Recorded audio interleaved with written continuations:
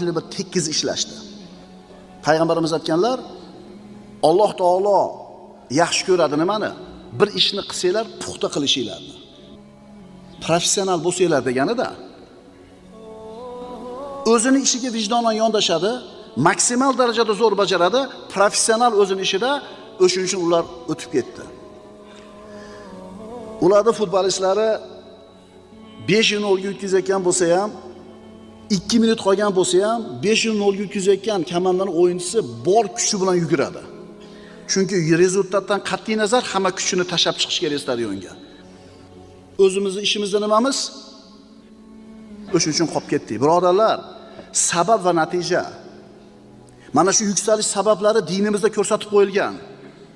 Agar mana shu yuksalish sabablarini qilsak, Alloh taolo al-Xoliq bo'lgan zot siz bilan bizga yuksalishni yaratib beradi.